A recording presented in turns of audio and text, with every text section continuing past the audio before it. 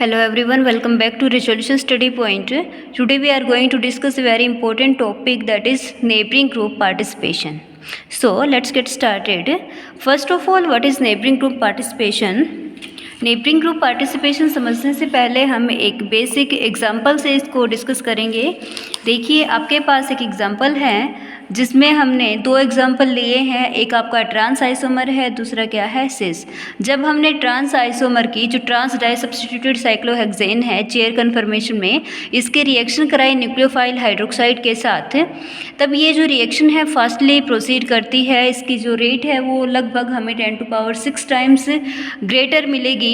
और साथ में जो प्रोडक्ट हमें मिलेगा उसमें स्टीरियो की बात करें तो स्टीरियो में रहेगा टोटल रिटेंशन। ऐसे ही हमने जो सिस आइसोमर लिया था उसके लिए भी सेम सब्स्टिट्यूशन रिएक्शन को प्रोसीड करवाया, बट यहाँ पर जो रिएक्शन की रेट है वो वेरी क्या बोल सकते हैं कि मतलब ना के बराबर रिएक्शन रहेगी। रिएक्शन जो है वो प्रोसीड ही नहीं करेगी, ठीक है। तो अब हमारे माइंड में एक क्वेश्चन आता है कि भाई अगर ये ट्रांस आइसोमर SN1 को फॉलो करता तो इसमें रस्माइजेशन होना चाहिए था, अगर ये SN2 को फॉलो करता तो इसमें इन्वर्जन होना चाहिए था, बट एक्चुअल में हुआ क्या है, रिटेंशन। तो ये जो आपका फर्स्ट वाली जो रिएक्शन है ये ना SN1 मैकेनिज्म को फॉलो करती है ना SN2 को करती है, बल्कि ये एक अनदर मैकेनिज्म को फॉलो करती है जिसको हम बोलते हैं NGP, नेबरिंग ग्रुप पार्टिसिपेशन।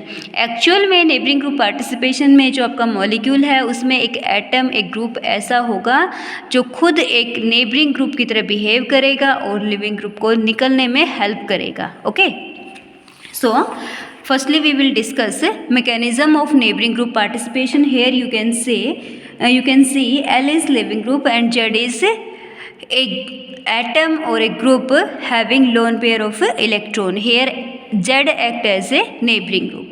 यहाँ पर Z के पास एक्सिस में इलेक्ट्रॉन है, इलेक्ट्रॉन का अटैक होगा कार्बन पर, लिविंग ग्रुप यहाँ से लीव करेगा। तो फर्स्ट वाले स्टेप में लिविंग ग्रुप निकल जाएगा, एक इंटरमीडिएट की फॉर्मेशन होगी जिसमें Z जो अपने इलेक्ट्रॉन डोनेट कर दिया था जिसने, उसके ऊपर क्या आ जाएगा, पॉजिटिव चार्ज। तो ये फर्स्ट जो स्टेप था ये सिंपल SN2 रिएक्शन का एग्जाम्पल था जिसमें हुआ है इन्वर्जन। लगातार दूसरी बार फिर से SN2 प्रोसेस होती है और जो भी हमारा न्यूक्लियोफाइल होगा वो कार्बन पर अटैक करेगा और यहाँ से Z जो था उसका बॉन्ड को ये ब्रेक करवाएगा, लीव करवाएगा, जिससे आपको रिक्वायर्ड प्रोडक्ट मिल जाएगा। जब हम रिक्वायर्ड प्रोडक्ट की बात करें तो इस प्रोडक्ट में हम स्टीरियो की बात करें तो स्टीरियो क्या रहेगी, कंप्लीट रिटेंशन। इनिशियल जो आपका रिएक्टेंट था उसकी जो कॉन्फ़िगरेशन होगी स्टीरियो जो रहेगी, सेम स्टीरियो किसकी रहेगी, प्रोडक्ट की। तो ये था आपका नेबरिंग ग्रुप पार्टिसिपेशन। अब हम बात करेंगे कुछ ग्रुप्स के बारे में जो as a neighbouring group work कर सकते हैं। इसमें हम एग्जांपल ले सकते हैं, भाई जो अपना ऑक्सीजन एटम है ये भी एक नेबरिंग ग्रुप की तरह बिहेव कर सकता है।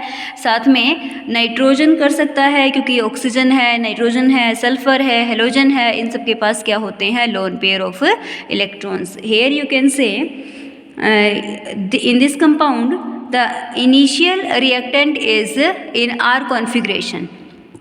ओके जब हम इसकी रिएक्शन कराएंगे बेस के साथ तो बेस क्या करेगा, प्रोटॉन को ऑब्स्ट्रक्ट करेगा जिससे ऑक्सीजन पर आएगा नेगेटिव चार्ज। और अब ये ऑक्सीजन एलिजिबल है इलेक्ट्रॉन को डोनेट करने के लिए क्योंकि इसके ऊपर क्या है, नेगेटिव चार्ज। अब ऑक्सीजन का नेगेटिव चार्ज अटैक करेगा और लिविंग ग्रुप जो कि ब्रोमाइड है यहाँ से लीव करेगा। अब आपको पता है कि ब्रोमाइड अगर अबो द प्लेन है तो जो ऑक्सीजन आएगा उसका अटैक कहाँ से होगा, बिलो द प्लेन से। ओके, नेक्स्ट स्टेप में फिर से न्यूक्लियोफाइल अटैक करेगा और जो ऑक्सीजन का बॉन्ड था उसको ब्रेक करवाएगा जिससे आपको प्रोडक्ट मिलेगा। अब आप लोग देख सकते हो यहाँ पर जो प्रोडक्ट आपको मिला है उसमें भी स्टीरियो क्या रहेगी, R। जैसे इनिशियल जो आपका रिएक्टेंट था उसकी स्टीरियो R है तो प्रोडक्ट की भी स्टीरियो क्या है, R। इस तरह से जो नेबरिंग ग्रुप पार्टिसिपेशन होता है, नेबरिंग ग्रुप जो मैकेनिज्म होता है, इसमें कंप्लीट रिटेंशन हमें दिखाई देता है क्योंकि एक नेबरिंग ग्रुप रिएक्शन को हम क्या बोल सकते हैं, दो लगातार SN2 स्टेप हैं,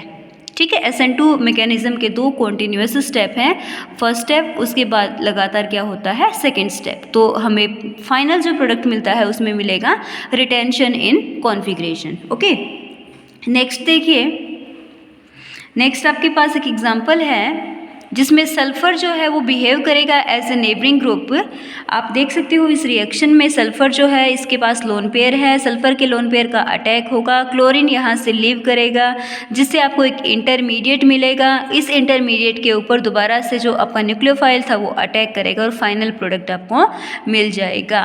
अगेन मैं आपको बता दूं यहाँ पर भी क्या रहेगा, complete retention in configuration due to neighbouring group participation NGP। एक ये एग्जांपल हम पहले ही डिस्कस कर चुके हैं कि जो ट्रांस आइसोमर है इसमें आपको रिएक्शन दिखाई देती है with retention in configuration product आपको मिलेगा, बट सिस आइसोमर में कोई भी प्रोडक्ट यहाँ पर नहीं मिलता है। साथ में जो आपका ट्रांस आइसोमर है ये लगभग 2 × 10⁶ टाइम्स फास्टर होता है सिस आइसोमर के कंपैरिजन में। देखो सिस या तो प्रोसीड ही नहीं करेगा, करेगा तो भी वेरी स्लो प्रोसेस के साथ प्रोसीड करता है।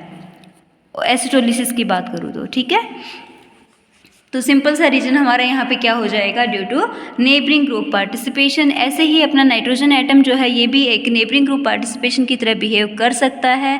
यहाँ पर नाइट्रोजन के लोन पेयर का अटैक होगा, आप देख सकते हो मैकेनिज्म में, और लिविंग ग्रुप निकलेगा, एक इंटरमीडिएट की फॉर्मेशन होगी, फिर आपका न्यूक्लियोफाइल जो है वो अटैक करेगा और आपको फाइनल प्रोडक्ट यहाँ पर मिल जाएगा। तो ये एक रिएक्शन है जिसमें नेबरिंग ग्रुप की तरह बिहेव किया है नाइट्रोजन एटम ने।